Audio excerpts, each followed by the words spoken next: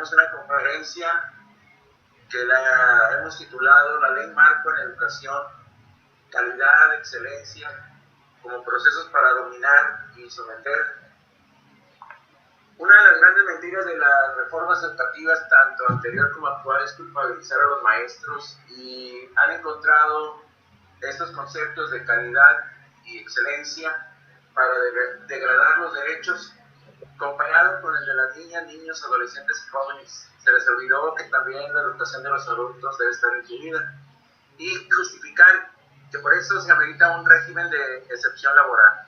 Son estos, como decía Alberto Cortés, el cantante aquel, que son los personajes que tratan de apuntalar al sistema, de hacer todo para arriba, hasta sus necesidades, que por la ley de la gravedad tienen el final que todos conocemos.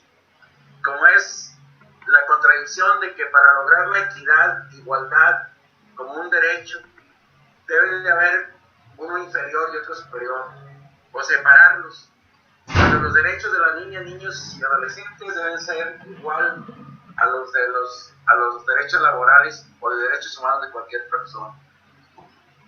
Entonces hemos visto hoy en día que la ley marco para la educación, que pretende imponer a todos los estados, excluye o minimiza groseramente esos derechos que decía en principio defender. No contempla la educación especial ni la educación inicial como un derecho, sino como una opción, y se le olvidó incluir la educación artística y la educación física. Por eso el personal que atiende la inicial, la artística y la educación especial, no es preparado por el propio Estado, pero sí tiene que presentar una evaluación para el ingreso. Además, con el confinamiento en casa por la pandemia, se ha hecho evidente el avasallante uso de plataformas para la educación y trabajo en casa, de los poderosísimos monopolios de información para controlar o desplazar a la educación presencial, a la escuela, al docente, y por ende también alumnos y padres de familia les asigna una responsabilidad en sus aprendizajes, sin garantizar la educación socializante de los saberes y conocimientos, seguir con actividades y contenidos como si nada esté pasando.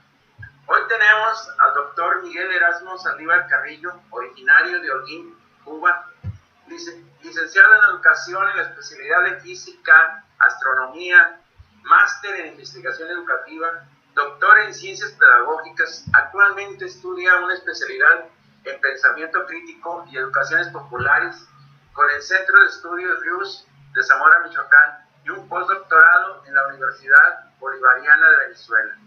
Y desde hace algunos años coordina un proyecto educativo como parte de una colaboración con el hermano pueblo de México en la región de la Sierra Sur del estado de Oaxaca. El sábado 8 de septiembre de 2018 estuvo de manera presencial con nosotros aquí en Monterrey en la conferencia Una educación contrahegemónica. Hoy tiene la palabra el doctor Miguel Erasmo Saldívar Carrillo. Y muchas gracias, Faustino.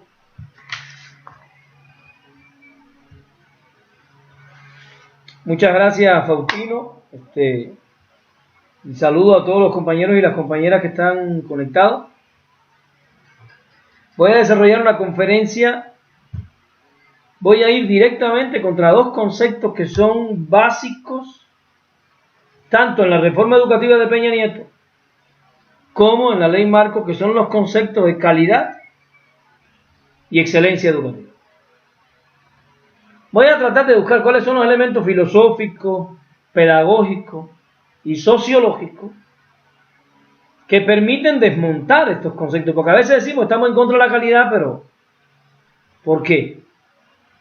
Voy a empezar primero aclarando algo. El concepto de calidad educativa, el concepto de calidad, por ejemplo, no siempre tuvo el sentido que ha adquirido en el periodo neoliberal. Gramsci defendía la necesidad de que nosotros buscáramos la calidad, Antonio Gramsci, pero el concepto de calidad de Antonio Gramsci era un concepto que iba dirigido filosóficamente y sociológicamente a la unicidad del sujeto, a lo único. Entonces, para Antonio Gramsci, lo irrepetible, lo que hace a un sujeto el desarrollo de la potencialidad del sujeto, del autoconocimiento, del autocontrol, a eso le llamaríamos calidad educativa. Lo quiero aclarar porque en Cuba se usa el concepto calidad educativa, pero no se usa en el sentido que se usa aquí. Por ahí en México hay un cuento acerca de unas cestitas que un originario vendía y vino un gringo inteligente siempre a decirle: véndeme tus cestas, ¿cuánto me cobras por cada cesta? Y él le dio un precio muy barato y le dijo: no, pues sí.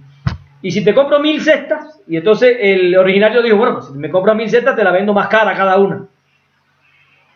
Oye, ¿eso por qué, no? Bueno, porque cada cesta es única. Y como cada cesta es única, y yo la hago con mis manos, cada cesta se lleva mi espiritualidad, se lleva mi ser. Y entre más cesta tengo que hacer, más tiempo de vida dedico a hacer cada cesta. Fíjense cómo el concepto de calidad de Gramsci está en este cuento. No es lo mismo que hacer tenis, ¿no? En una empresa, que todos los tenis salen iguales, y le llamamos calidad a la Adidas. Todos los tenis Adidas son iguales, exacto. El capitalismo traslada el término de calidad que nosotros teníamos para referirnos a lo único, a lo irrepetible, a la calidad educativa que se busca en Cuba, que se busca un niño creativo, un niño libre, independiente, y eso mide la calidad en Cuba, pero aquí en el capitalismo, y más en el neoliberalismo, le aplicaron el concepto de calidad a la cantidad y a la uniformidad. Y evidentemente cuando tú le aplicas el concepto de calidad a la uniformidad, el concepto tradicional marxista de calidad queda destruido totalmente. Porque entonces ahora lo que tiene calidad para el sistema es lo uniforme, lo monótono. Esas producciones en serie del capitalismo, ya sea de zapatos, de ropa, de tenis, de jean, son calificadas con el concepto de calidad, robándole el sentido histórico que tenía. Entonces quiero establecer esta diferencia porque a veces hay maestros que me dicen: oiga, pero en Cuba usan el concepto de calidad, ¿no? ¿Cómo entendemos eso? Digo: sí, pero es que estamos en contextos históricos diferentes, en países diferentes, y tenemos que entender que ahora yo voy a explicar la calidad educativa enfrentándome al concepto de calidad del neoliberalismo, no al concepto de calidad de Antonio Gramsci, con el que yo coincido totalmente. Una clase de calidad es una clase que no se parece a otra clase. En Cuba, una clase de calidad es una clase única, irrepetible, un parto pedagógico que parte del contexto histórico, comunal, familiar y psicológico de los niños. Es una clase que se ajusta a la realidad histórica de los niños, y cuando visitamos una clase y descubrimos estos elementos, decimos: aquí hay una clase de calidad. Y como tiene calidad, no voy a encontrar otra igual, porque la calidad está precisamente en lo único, irrepetible. Fíjense cómo se está retomando el criterio marxista de calidad que viene de Marx, que calidad es lo que hace una cosa ser ella misma y no otra. A diferencia del término cantidad, que se refiere a otras propiedades variables, insustantivas. La calidad es lo que hace la esencia del ser, ¿no? Pero yo no me voy a referir a esto ahora, me voy a referir a la calidad como ahora nos la están vendiendo. Porque el concepto de calidad en el capitalismo se ha convertido en un fetiche. Y quiero que quede muy claro. Ahorita voy a referirme a un texto de Dussel que lo usé para escribir un artículo en el que yo defiendo la idea de que la calidad en el capitalismo es un fetiche. Es un acto fetichista llamarle calidad a la educación que nos propone, que nos propuso en primer lugar Enrique Peña Nieto, porque esa reforma educativa de Peña está detrás de esta ley marco. Este es el primer bloque de elementos que quería dejar claro. Los compañeros que quieran, les puedo dejar mi correo, me escriben y después les mando el documento de Gramsci donde él habla de la calidad, si quieren profundizar, para que nos demos cuenta que no podemos asumir la crítica a los conceptos al margen de la historia del concepto y del contexto cultural, territorial. No podemos pararnos con una bandera, estamos contra todo tipo de calidad, porque entonces aniquilaríamos la educación cubana, para la cual el concepto de calidad educativa es fundamental. Ahí me imagino que ya hacemos un pequeño parteado.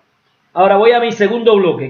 Además, ahora me voy a mover a Dieterich. Quiero aclarar que en el capitalismo,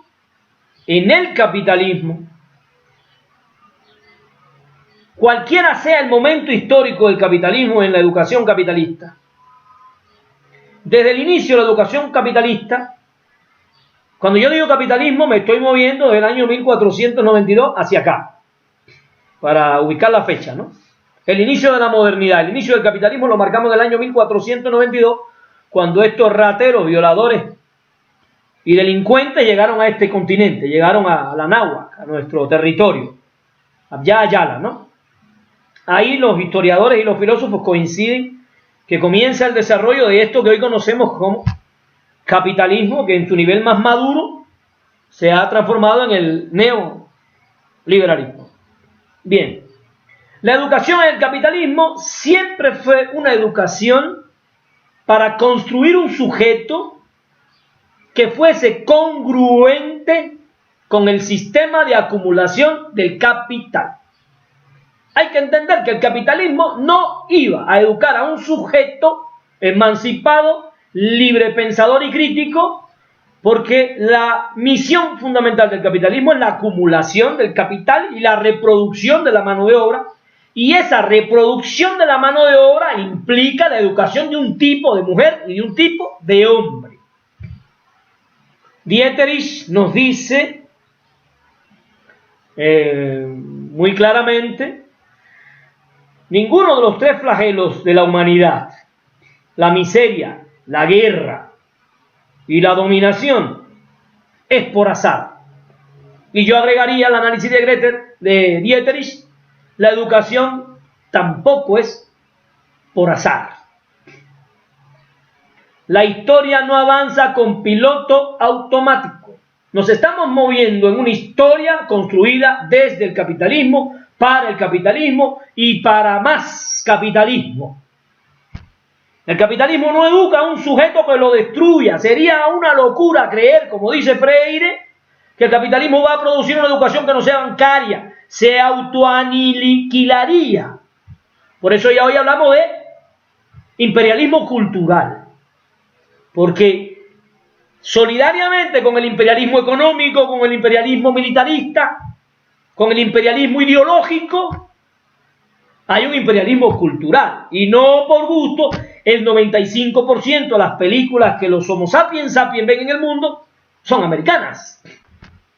El general Hollywood y el general Walt Disney son los primeros generales que van construyendo un tipo de conciencia social, conciencia incluso política. Si pasamos por este análisis a Batman, Spider-Man, Superman, la Mujer Maravilla, y yo le pregunto a mis alumnos a la maestría, ¿de qué trata Batman? Y todos me dicen: de un superhéroe. Eso es lo que te quiere vender el capitalismo. Batman no trata de un superhéroe. Batman trata de un pueblo al que convirtieron en inútil. Ciudad Gótica es una ciudad de inútiles, de tontos que no se pueden organizar, que no pueden agarrar un palo y defenderse de los enemigos. Se ponen a rezar ahí como unos inútiles totales a esperar que venga Batman a salvarlo. Bueno, si eso no es ideología pura, que alguien me explique. Si eso no es la construcción de un sentido social de irresponsabilidad, si esa no es la instalación de la incapacidad de la masa en la conciencia del pueblo, que alguien me lo diga, me lo explique. Y junto con todas estas películas, salen la película de extraterrestres que atacan la Tierra y los gringos nos defienden y siempre son los gringos, y al final hasta el presidente gringo se monta en un avión. ¿Cuándo en la vida hemos visto un presidente gringo en los últimos 100 años ir a una guerra, defender no? Entonces estoy diciendo, dice Dieterich, ni la miseria, ni la guerra, ni la dominación, y agréguenle, ni la educación, avanzan con piloto automático. No se producen al azar, están siendo concebidas por un sistema Y entonces Dieterich nos dice, bueno, ¿cuáles son los tres elementos fundamentales de la institucionalidad capitalista? ¿Cuáles son las tres patas de la mesa de la institucionalidad del capitalismo en el que vivimos sin darnos cuenta?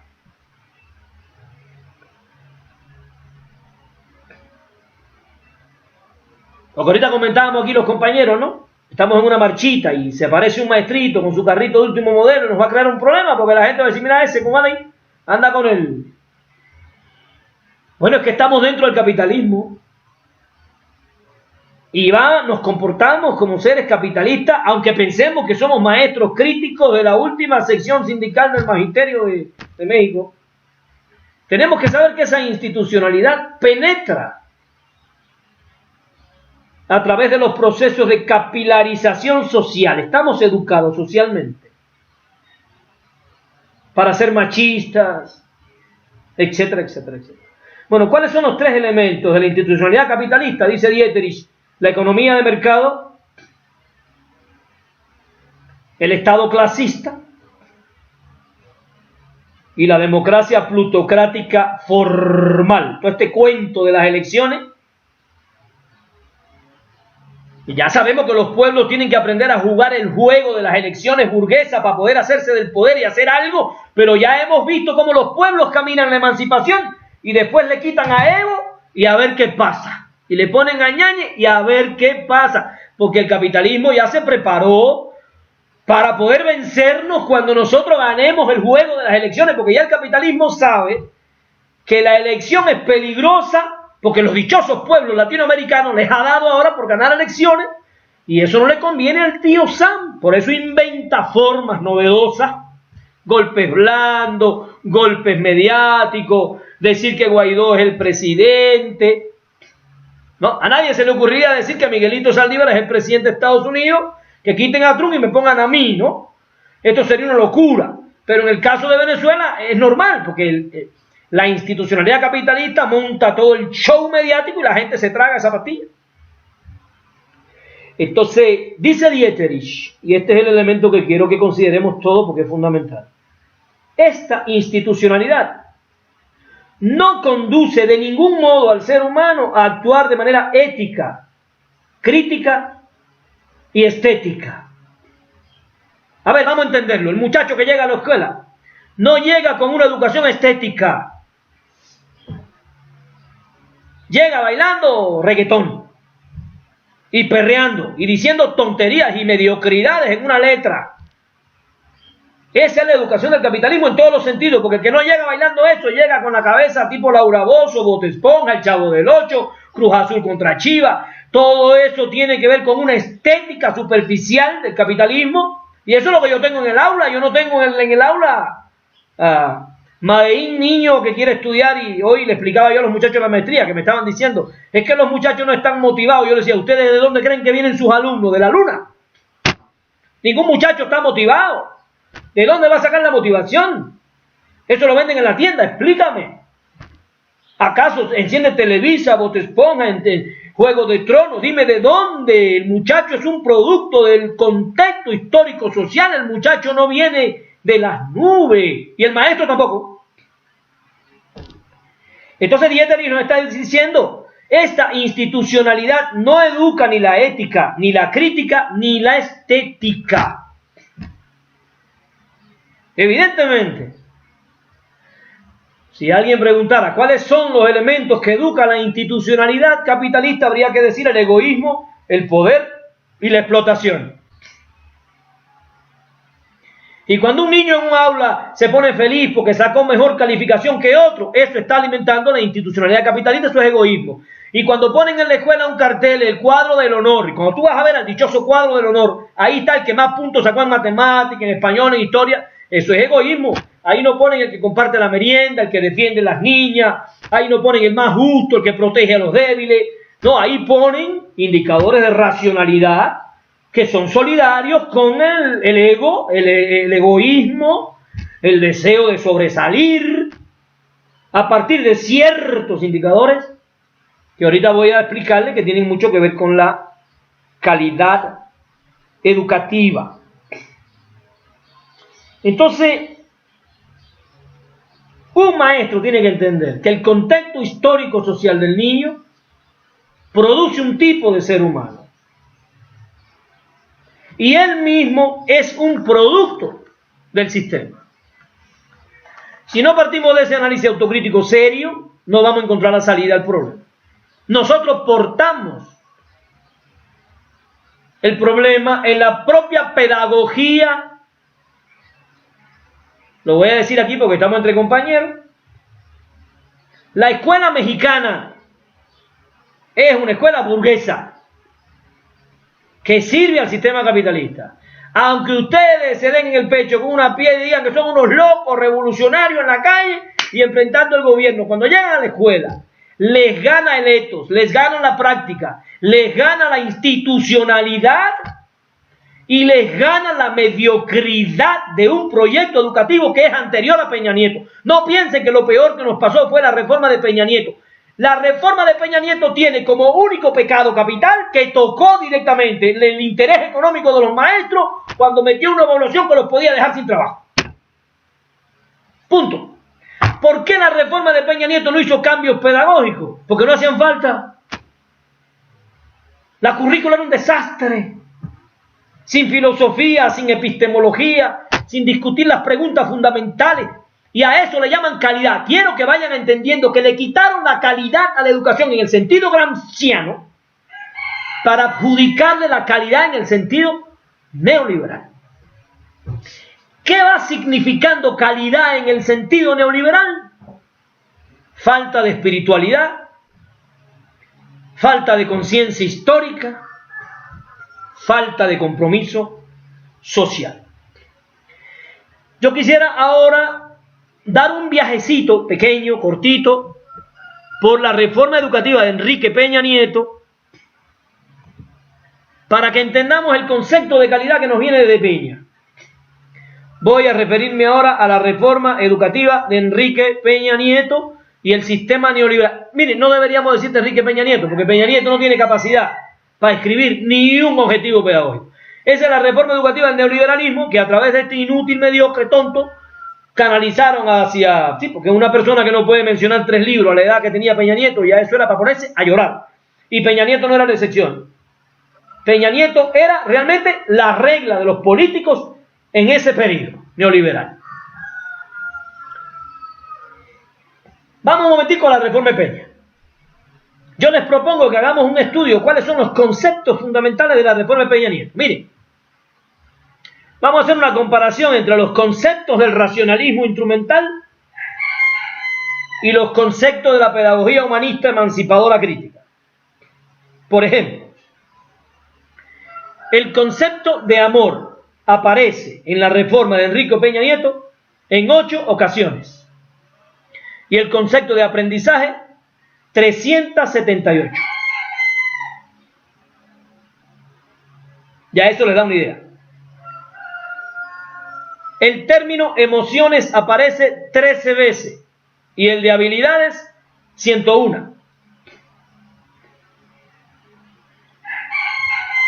Sentimientos aparece en la reforma de Peña Nieto 2 veces y conocimientos 91 veces. Creatividad aparece 16 veces y capacidades 56. Vayan ustedes haciendo una comparación de a qué paradigma se está inclinando la propuesta, porque detrás de todo esto hay una filosofía, evidentemente, ¿no? El término solidaridad aparece 4 veces y competencia 35. Estoy sacando los datos de un artículo que yo escribí que se llama así, El fetichismo de la calidad y la excelencia educativa. Ese no se los mandé, le mandé uno más viejito. La palabra pensamiento crítico aparece 6 veces y calidad educativa 62.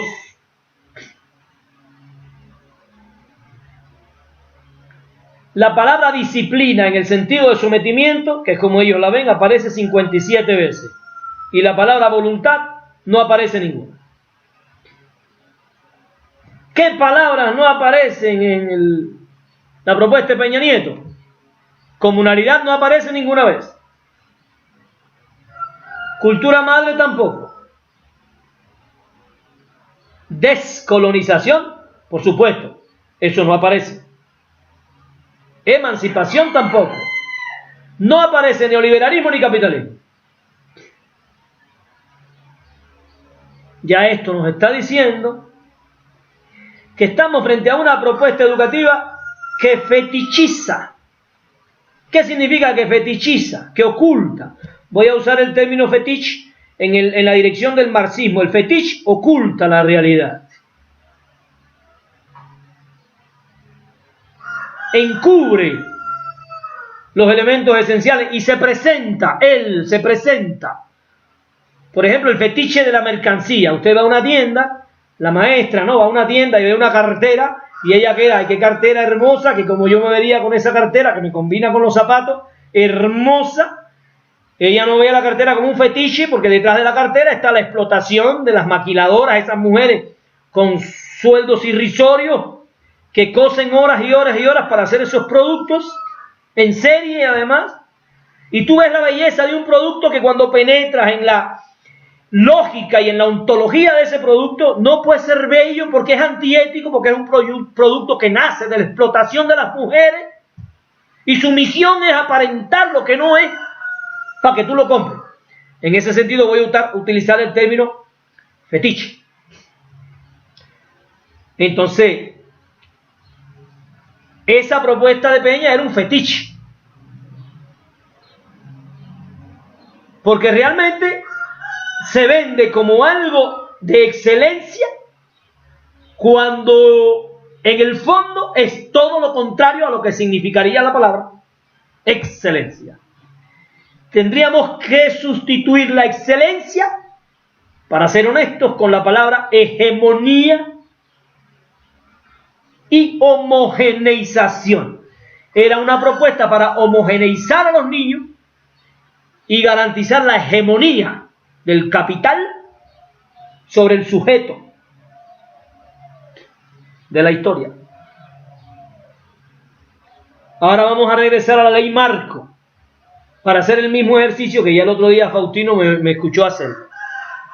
Vamos a ver cuáles son los conceptos fundamentales en torno a los cuales se construye la ley marco, que es hija legítima de la reforma de Peña, a pesar de que se está haciendo dentro de la cuarta transformación. Yo tengo que explicarle a los maestros aquí con mucho cariño, mucho respeto. Yo soy un admirador de Andrés Manuel López Obrador. Tengo mis argumentos muy fuertes. Pero tenemos que reconocer que el gobierno de AMLO no es un gobierno homogéneo, no es un gobierno de izquierda, es un gobierno lleno de derechistas, de priistas ahí que se colaron y otros que fueron votados por Estado. Tenemos por primera vez en este país un gobierno con un jaloneo profundo de la derecha con la izquierda. Y evidentemente yo creo que uno de los errores más graves de este señor, al que yo respeto y admiro tanto, fue haber puesto como secretario de Educación a una persona que no estaba lista ni para entender lo que era la educación y evidentemente no quiere asumir la educación como un acto emancipador porque él es un peón del neoliberalismo. Lo sigue siendo. Y todas las propuestas que salgan de Montezuma van a ser propuestas que obvian categorías como emancipación, descolonización, etcétera, etcétera, etcétera. Ahora yo quiero hacer referencia a, si ustedes me permiten, a los términos fundamentales en torno a los cuales rota la ley marco, para que vean que es hija, se parece muchísimo a la de Peña. Por ejemplo, la palabra aprendizaje en la ley marco aparece 71 veces y emociones aparece una. La palabra aprendizaje en la ley marco aparece 22 veces y la palabra valores aparece 10. La palabra competencia aparece 8 y la palabra afectividad ninguna, 0. Capacidades aparece 21 veces y solidaridad 5.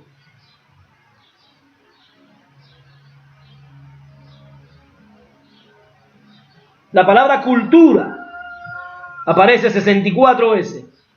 Y puede que ustedes se rían y digan, bueno, la hicimos, ¿no? Porque por lo menos pusieron la cultura. Se salvó algo, ¿no? No. Porque ya hoy hablamos de la imperialismo cultural. La cultura no es algo aséptico. Tampoco lo es la cultura comunal. Hay que vacunarse todas esas ideologías pretendidamente defensoras de nuestra identidad.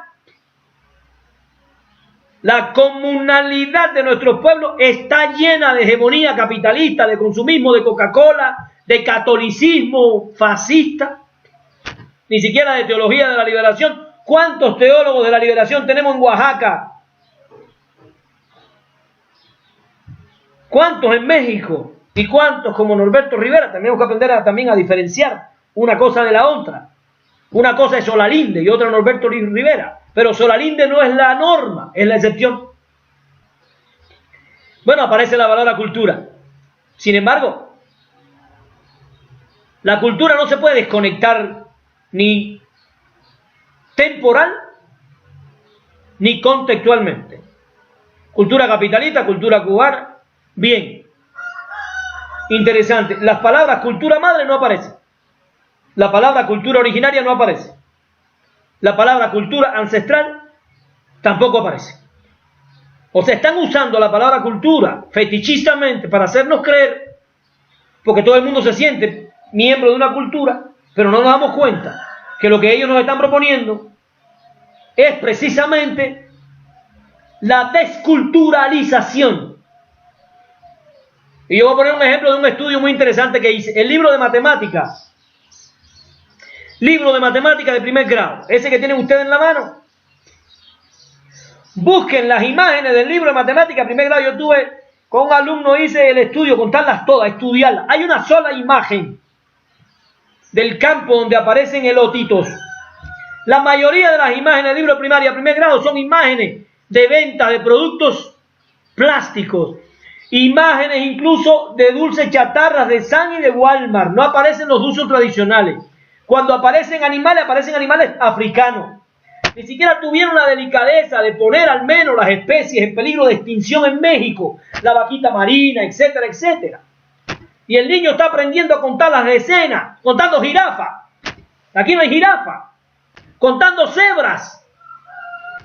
Y entonces estamos diciendo que es un fetichismo porque se descontextualiza totalmente la realidad histórica para que el niño se entretenga en contar cosas que no cuentan porque no pertenecen a su realidad.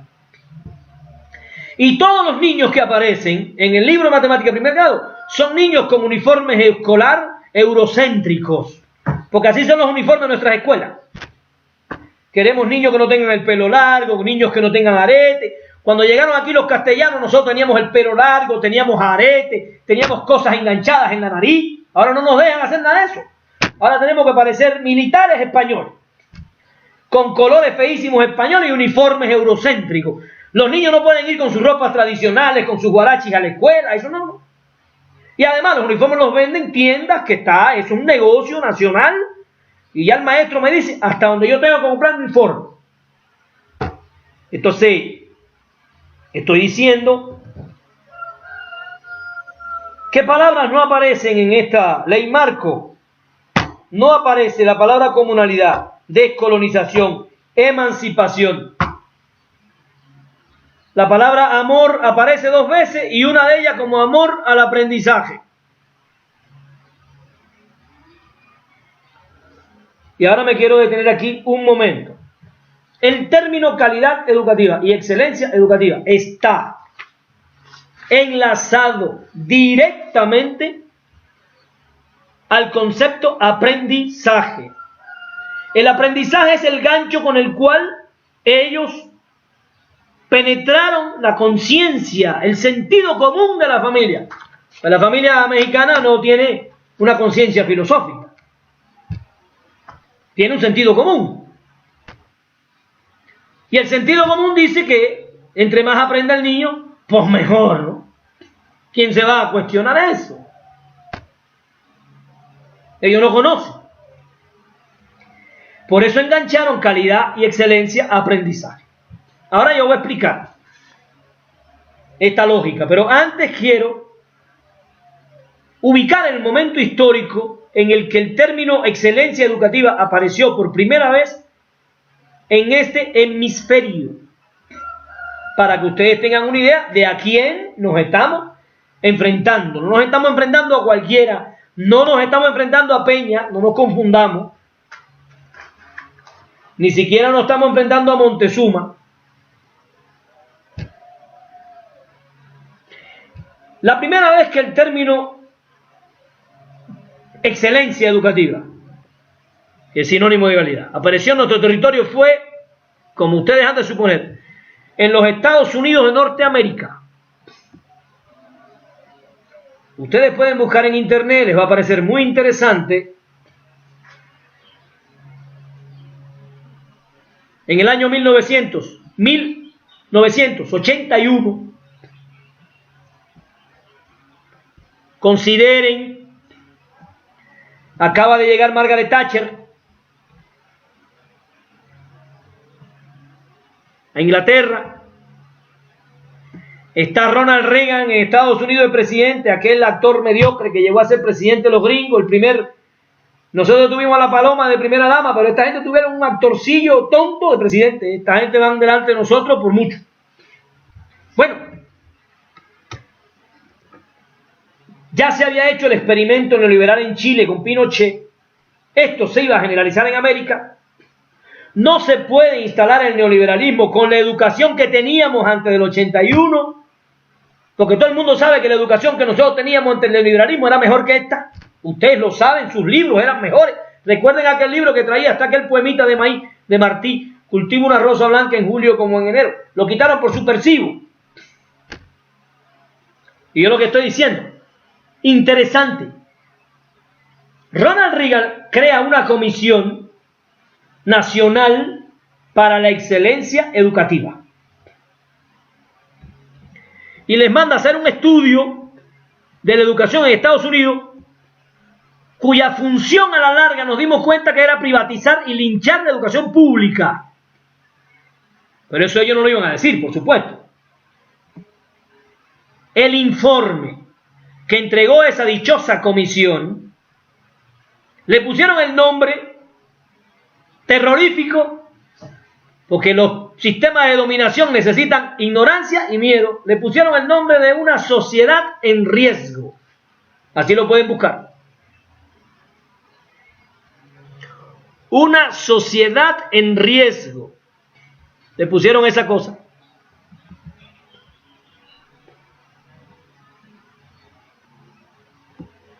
Les voy a citar un párrafo para que ustedes vean.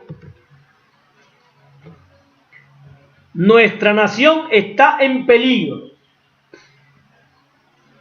Nuestra otrora incontestada preeminencia en el comercio, la industria, la ciencia y la innovación tecnológica está siendo superada por competidores de todo el mundo. Cito textualmente el informe. Descubran el chauvinismo que hay detrás de eso. Descubran el chauvinismo y ubíquense. Históricamente el primer país que logra salir al espacio fueron los rusos. Cuando los rusos salen al espacio, los gringos entraron en crisis, en shock. Sputnik, primer satélite en el mundo fue soviético.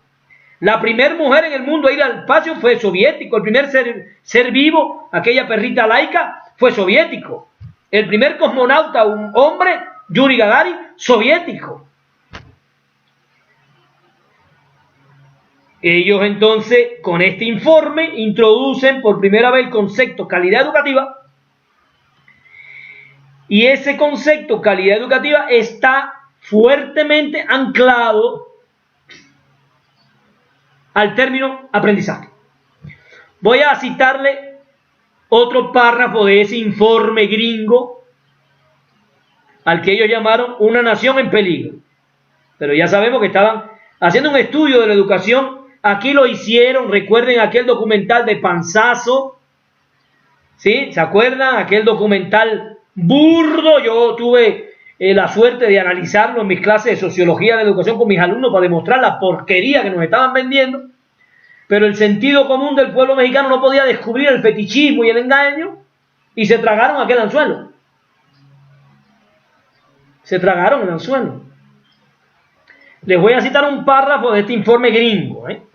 Dice: resulta difícilmente sorprendente que hayamos puesto en peligro este compromiso si pensamos en la multitud de demandas, a menudo conflictivas, que hemos impuesto a las escuelas y colegios de nuestra nación. Esas demandas conflictivas están haciendo referencia a la atención a los niños con necesidades sociales, cognitivas y emocionales.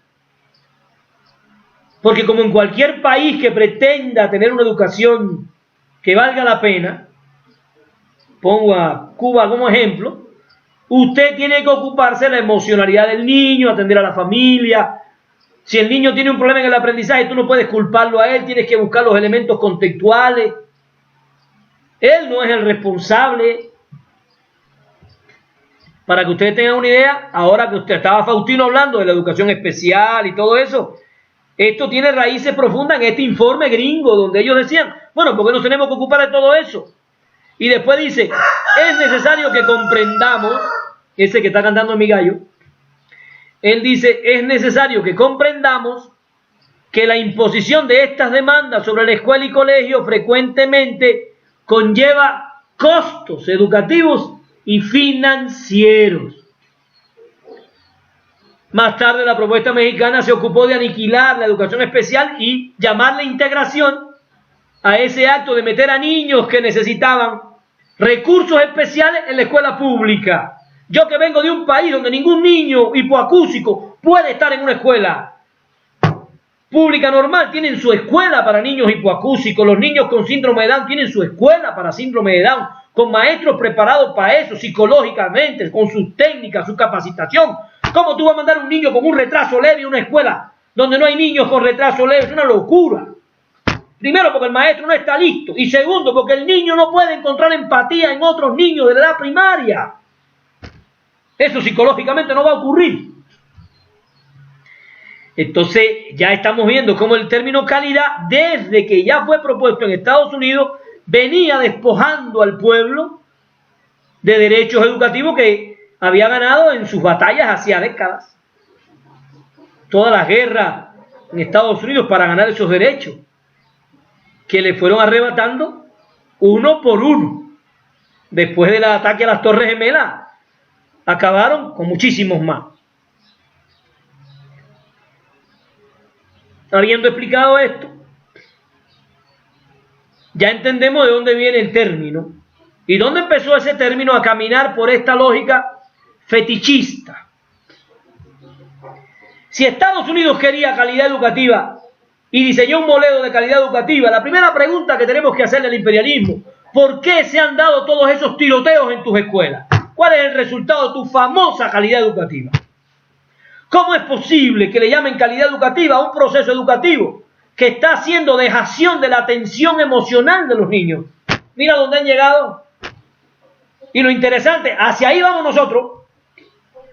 Si no paramos esto a tiempo, nosotros vamos hacia ahí. Porque cuando tú dejas al niño en el capitalismo cosificador, neurótico, porque el niño llega a la escuela lleno de neurosis, lleno de ansiedades y necesidades incumplidas, y si tú además lo dejas solo, si la escuela no ejerce un acompañamiento emocional, espiritual al niño, vamos a empezar a producir esos monstruos que esta gente tuvieron allí, desgraciadamente. Nadie se alegra de que le pase eso, pero sociológicamente tendrían que explicarnos cómo, si ustedes desde el año 81 hicieron un proyecto de excelencia educativa y transformaron su educación, llegaron a esto. Les voy a dar un solo dato. En el año 1981, cuando ellos propusieron este modelito de excelencia educativa, tenían una escuela charter. En el 89 tenían más de 1.200. Remataron la escuela pública. Como ocurrió aquí, tú en Oaxaca sales a buscar una carrera universitaria, todas son universidades privadas. Estudien, busquen los datos. Yo los busqué, los estaba buscando ahora y se me perdieron. Del aumento de las universidades privadas en México a partir del año 1991, y ustedes se van a quedar pasmados. Remataron la educación pública. Es muy simple rematar la educación pública. Le bajo el recurso a la universidad privada, empiezo a hacer a la universidad pública, empiezo a hacer universidades privadas, me desentiendo de las becas, me desentiendo de todo y cada quien que reme como pueda. Bueno, ahora quisiera moverme hacia la explicación filosófica del carácter fetichista del concepto calidad y excelencia educativa. Voy a basarme en Dussel, no lo voy a estar citando constantemente, yo voy a hablar sobre lo que yo interpreté usando a Dussel del fetichismo. Primero, se vuelve fetichista cualquier producción humana cuando pretende alcanzar la divinidad. Imagínense que el carpintero hace una virgen, la pinta, sale de sus manos, él la talló, él la pintó, la lleva para la iglesia el viernes y el lunes el mismo carpintero va a la iglesia y le pide a esa virgen que le conceda un deseo. Ahí estamos viendo que algo que sale de la mano del hombre pretende la divinidad y se para sobre encima del hombre y empieza a gobernar a su propio creador. El mismo carpintero que la hizo empieza a temerle y a buscar su ayuda. Ahí estamos viendo un proceso de divinización de un producto humano que termina gobernando al hombre. Bueno, el concepto de calidad educativa y excelencia educativa pretenden la divinidad pedagógica. Pretenden elevarse a un estado suprahistórico, más allá de la historia, más allá del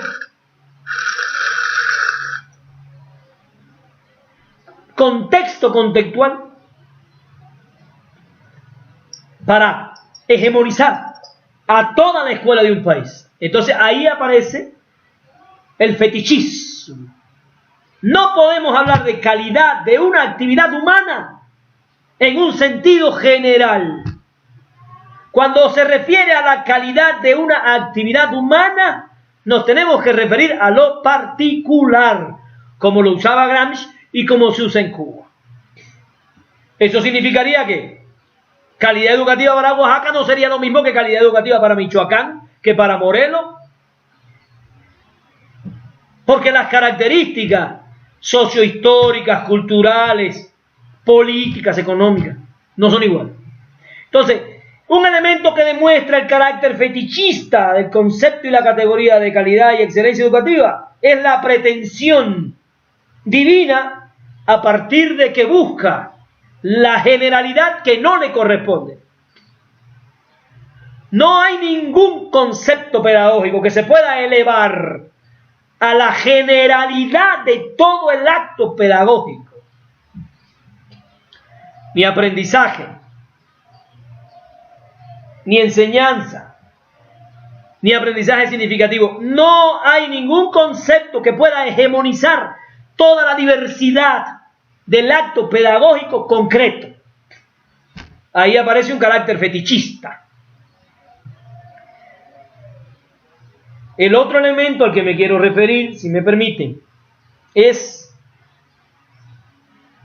a la estructura lógica del fetiche.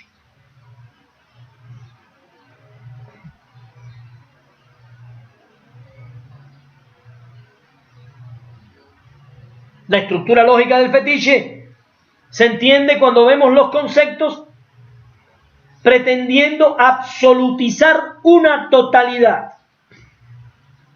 Ahora voy a explicarlo mejor. Toda relación humana real es una relación dialéctica de opuestos. Estoy moviéndome en la dialéctica de Marx, heredada por Dussel. Si ponemos el concepto calidad en la diestra, ¿quién tenemos en la zurda? Es un niño. Tenemos un niño aprendiendo y el concepto de calidad para referirse a ese niño. El concepto de calidad anula al niño. No reconoce la existencia del niño, ni del contexto del niño. Pretende, elimina su opuesto para imponerse por encima de toda realidad histórica. Esto es calidad educativa. Y cuando usted va a la escuelita de Michoacán o de Oaxaca, dice, pero ¿cómo es posible? Si eso no tiene nada que ver con esto que yo tengo aquí. Hay un fetichismo lógico, según Dussel, porque uno de los opuestos pretende anular todo lo demás y establecerse él como el hegemone sin conflictos y contradicción con nada. Habría que preguntarle a Montezuma si realmente él tiene idea de lo que significa calidad en la educación.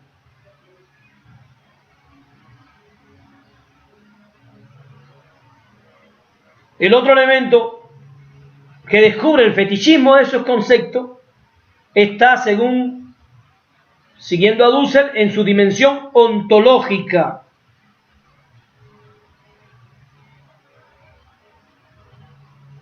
Porque el concepto de calidad educativa despoja a todas las demás categorías pedagógicas de su sentido histórico. De hecho, si usted le aplica un examen a los maestros de México, a todos por igual, ya ese acto despoja del sentido histórico que tienen las personas, porque todo el mundo tendría que responder las mismas preguntas independientemente de cómo come, cómo se viste, cómo se baña, de sus problemas económicos, políticos. Ontológicamente, entonces se pretende absolutizar una totalidad que no existe y vendérsela a los padres de familia que no pueden meterse en una diserción filosófica como esta para entender que las están vendiendo gato por liebre. No es posible diseñar un examen para todos los profesores de este país. En primer lugar, porque las realidades históricas de esos maestros son diferentes. Y el mismo acto de abstracción para pretender que todos tengan el mismo conocimiento ya es un fetiche, ya es una violación flagrante de la vida. Es la lógica del capital imponiéndose a la vida, obligando a la vida misma a seguir una ruta fetichista, falsa, instrumental. ¿Cómo le puedo pedir a un maestro mije que tenga los mismos saberes que un maestro de Nuevo León? Un maestro mije de la Sierra de Oaxaca puede conocer lo mismo que un maestro de Nuevo León, de Coahuila. El capitalismo pretende que conozcan lo mismo porque toda su lógica educativa es homogeneizante, pero no dicen homogeneizante. Ellos lo sustituyen por la palabra universal. Entonces los maestros en rebeldía deberíamos dejar de decir ya que queremos una educación universal. Queremos una educación pluriversal. No somos un universo, somos un multiuniverso cultural, étnico, histórico, político, económico, filosófico. Y nosotros no queremos más educación universal. Queremos que la educación reconozca el derecho de las diferencias a diseñar procesos de formación de sus hijos acorde con las culturas madres. Como dice Freire, el referente fundamental de la escuela crítica tiene que ser la cultura de partida del niño y no saberes abstraídos al margen de las realidades históricas que viven esos niños y esos maestros. Lo terrible no es que alguien me diga los maestros tienen que saberse todas las tablas de multiplicar. Yo no estoy diciendo eso. Ya multiplicábamos antes que llegaran los castellanos. Yo no estoy diciendo que no nos sepamos las leyes de Newton. Yo no estoy diciendo que no podamos redactar con congruencia y con coherencia un texto, no me confundan. Yo estoy diciendo que en función de unos saberes abstraídos, se niega el derecho de la diversidad a entrar en el proceso educativo con una identidad propia. Y ahí hay una cosificación ontológica, un fetichismo, desde el punto de vista ontológico. Y por último me quiero referir a la dimensión ideológica de las categorías calidad y excelencia educativa en su función fetichista. Quieren ocultar la realidad. Primero, no podemos concebir en sociedades divididas en clases una educación que pretenda la neutralidad. Eso no es concebible. Aunque constantemente nos venden la neutralidad educativa como una aspiración del capitalismo, porque el capitalismo quiere desideologizar la educación cuando realmente lo que hacen es ideologizarla en sentido contrario.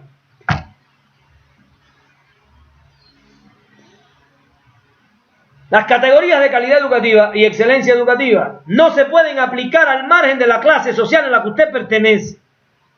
La categoría competencia no se puede aplicar al margen de la clase social. Los hijos de los millonarios no compiten con nadie, no se puede ser tan tonto y creer. Los únicos que compiten son los pobres, oprimidos.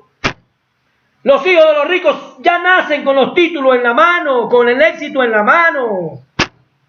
Ellos no tienen que medirse conocimiento con nadie, no responden pruebas reactivas, no tienen que responder ningún test para entrar a Náhuatl o a la ISAIE.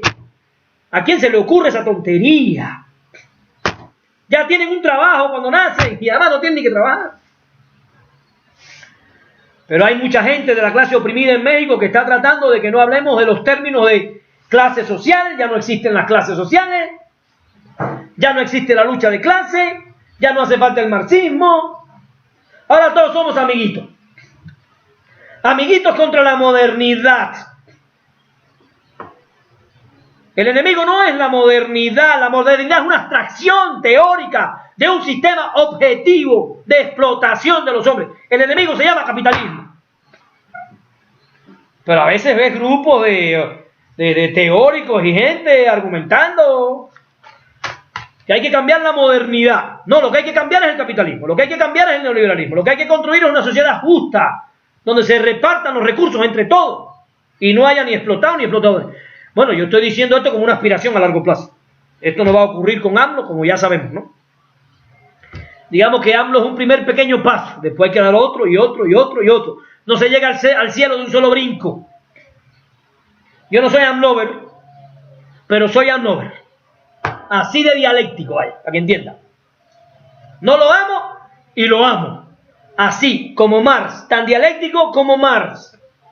Entiendo lo bueno y entiendo lo malo. Entiendo el conflicto, la contradicción y me pongo en el centro a resolver. Porque hay quien lo quiere puro, puro, puro, puro.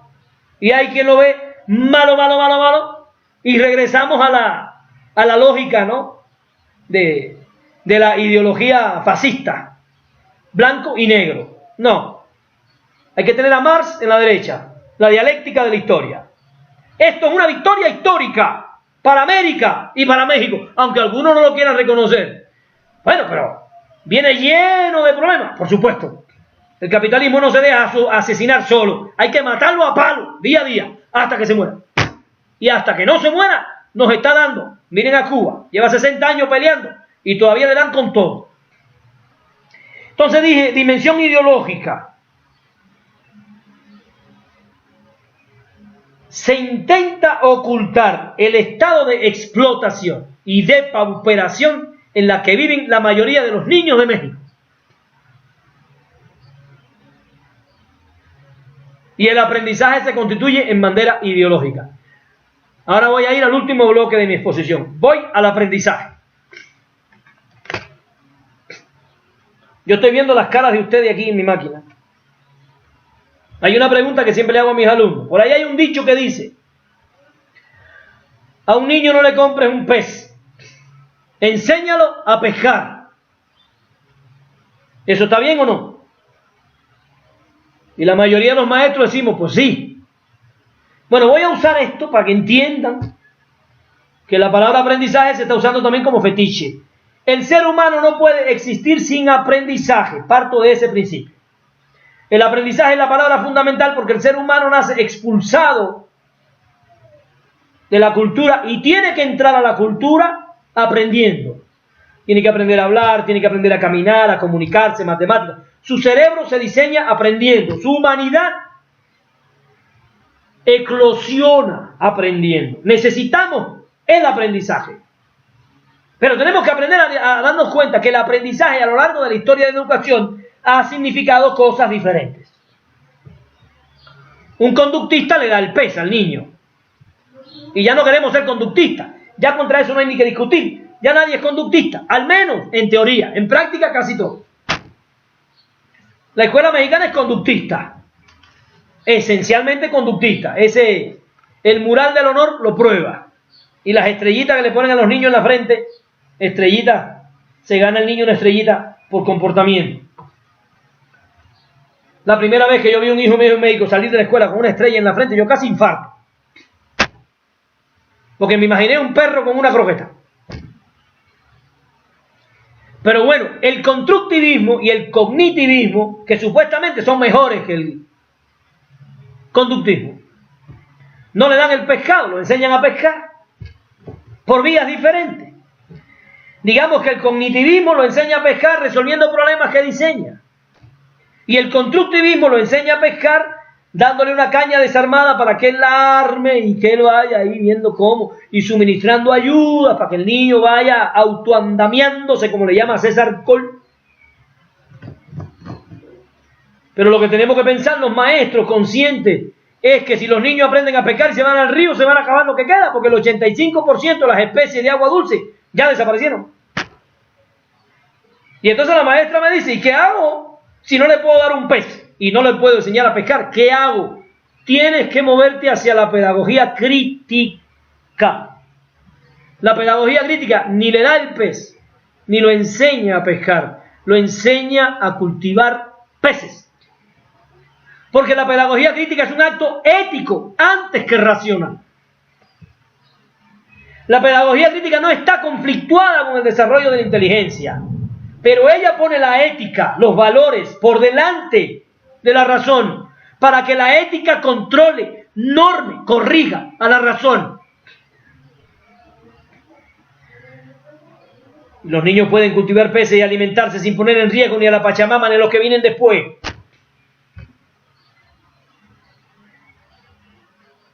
Ahí vemos una diferencia clara entre conductismo, constructivismo, cognitivismo, aprendizaje crítico, pedagogía crítica. Ahora, yo pregunto, lo interesante es que ni la reforma de Peña ni la ley Marco aclaran en ningún momento qué rayos están diciendo cuando dicen aprendizaje. Y como no nos dicen lo que están diciendo, lo que tenemos que entender cuando revisamos los libros es que se están moviendo por un conductismo y por un constructivismo y por un cognitivismo, pero no llegan a desarrollar pedagogía crítica porque no van a ir en contra de la necesidad del capitalismo de continuar reproduciendo la devastación del planeta,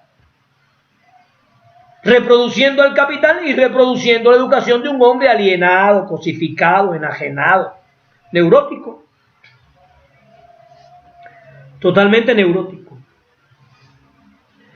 Si somos capaces de entender cómo manipulan y cómo fetichizan el término aprendizaje, entonces somos capaces de destruir los conceptos de excelencia y calidad educativa. Si nosotros desmontamos los conceptos de excelencia y calidad educativa, desmontamos la ley Marco, porque toda ella está construida en torno a estos conceptos. Voy a poner un ejemplo.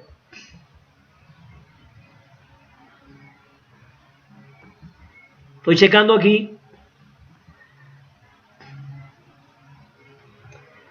No me voy a referir a todo lo que he ido analizando la ley porque es muy largo, ¿no? Y ya llevo más de una hora. Ya estoy cerrando. El artículo 7 de la ley Marco. Estoy escribiendo un artículo. Voy a escribir un artículo de cada artículo, en la medida que pueda, de la ley. Me fui al 7. Dice, fíjense qué fina es la redacción para que uno no descubra. Dice el artículo 7. Toda persona tiene derecho a la educación, el cual es un medio para adquirir, actualizar, completar y ampliar sus conocimientos, capacidades, habilidades y aptitudes que le permitan alcanzar su desarrollo personal y profesional. Como consecuencia de ello, contribuir a su bienestar, a la transformación y el mejoramiento de la sociedad de la que forma parte. Uno lo lee así de corrido y dice, no, está buenísimo, ¿no? La hicimos. Pero vamos a regresar al principio. Dice, toda persona tiene derecho a la educación. No dice qué tipo de educación, por supuesto. No va a decir la educación crítica. No lo diría. Se asume la educación como un concepto neutro. No lo es. Luego dice que la educación es un medio, y escuchen los términos que usan: adquirir, actualizar, completar y ampliar sus conocimientos. Si eso no es conductista, que me diga. Imagínense que todos los conocimientos que ha adquirido la cultura humana están en una caja. Esta redacción dice que el niño tiene derecho a ir a la caja y tomar lo que quiera, pero no puede crear nada nuevo. Dice adquirir, actualizar. O sea, yo estoy desactualizado y me actualizo. Completar y ampliar sus conocimientos. O sea, está asumiendo el sujeto que aprende desde la lógica bancaria y le está dándole el derecho de ir y agarrar, como dice Freire, la jarra de conocimiento y vaciársela en la cabeza. Pedagógicamente. Si cambiara nada más sus conocimientos y pusiera los conocimientos de la humanidad, yo diría, bueno, se salva la redacción porque ya por lo menos queda la posibilidad de crear. ¿No? Imagínense que el artículo 7 dijera: toda persona tiene derecho a la educación crítica y emancipadora, la cual es un medio para desarrollar sus conocimientos y el de los demás, para crear y posibilitar asimismo la transformación revolucionaria de la sociedad en la que vive, buscando para todos la mayor dignidad posible. Así no lo van a poner, no es tan loco. Si lo ponen así, se están dando un tiro en la cabeza. Y nosotros los maestros tenemos que aprender a leer toda esta porquería que escriben a esta gente aquí, con todos estos términos pseudo pedagógicos, pero nada liberadores, nada críticos, nada antiimperialistas, nada antineoliberales, nada antimachistas, nada antifascistas. Estamos viendo lo que está ocurriendo en Estados Unidos con los negros. Hacia ahí vamos. Entonces yo creo que tenemos que meternos en una discusión filosófica con la ley marco y después pedagógica. No didáctica, porque eso lo dejamos para otro momento. Pero la ley marco necesita una discusión a nivel filosófico. Y todo propuesto educativo que hagan, ustedes están preguntando ahí en el chat, ¿no? No, queremos construir un modelo educativo para Nuevo León. Bueno, hay que sentarse a estudiar filosofía, porque lo primero que tenemos que definir es qué filosofía queremos para la escuela. ¿Queremos la filosofía crítica o queremos la filosofía bancaria? ¿Qué tipo de ser humano queremos? ¿Qué tipo de país queremos? ¿Y qué educación necesitamos para ese país? No podemos olvidar que toda pedagogía responde a una filosofía. La filosofía es normativa con respecto a la pedagogía. Y la pedagogía es normativa con respecto a la didáctica. Toda didáctica responde a una pedagogía y toda pedagogía a una filosofía.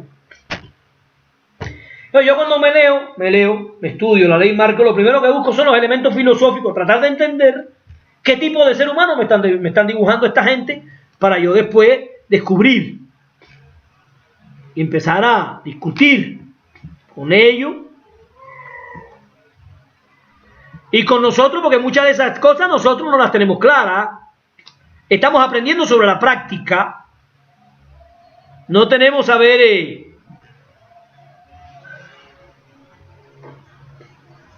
bien. A mí me parece que hasta aquí ya yo he dado suficiente elemento de los dos conceptos a los que me pidió mi querido amigo que me refiriera. Es una primera aproximación. En un segundo momento, si ustedes quieren, porque nosotros tenemos un grupo de trabajo y producción teórica aquí en Oaxaca, el MAEC. Hay varios compañeros ahora que están aquí incorporados con nosotros. Está Carmen, Jafet, bueno, hay varios compañeros. Si nosotros pudiéramos diseñar un sistema de conferencia donde fuéramos desmontando la ley marco paso a paso. Digamos, nos podemos ver el otro viernes y decir, vamos a irle arriba a los 10 primeros artículos, después a los otros, e ir desmontando ideológicamente, filosóficamente, pedagógicamente, la mentira, el fetiche, el engaño. Yo creo que lo podemos hacer. Me parece que por hoy, yo di clase en la mañana, fueron 5 horas de clase. estoy ya un poquito afectado de la voz. Yo creo que ya podemos comenzar a un debate. Creo que lo más interesante es que ustedes empiecen a opinar, más que hacer preguntas, a enriquecer todo esto que hemos dicho desde sus perspectivas, que son riquísimas. Ya yo estuve en Nuevo León con esta gente, cuando eran 4 gatos y se iban a pelearse allá con el gobernador, ahí eran poquitos, un grupito, y yo sé cómo esta gente se atreven, ¿no?, a enfrentarse a un estado siendo tan poquito. No es lo mismo que Oaxaca, cuando salen miles, es más difícil para el sistema. Pero ustedes ahí en Nuevo León, la tarea era mucho más difícil. Cuando yo fui ya hace años, eran apenas un grupo pequeño de camaradas que estaban en esta tarea. Ahora me encontré a Faustino otra vez, me alegré mucho de verlo y de ver que seguimos en esta batalla por construir la victoria, no nos queda de otra. Le doy las gracias y cierro micrófono, Faustino, para que empiecen ustedes.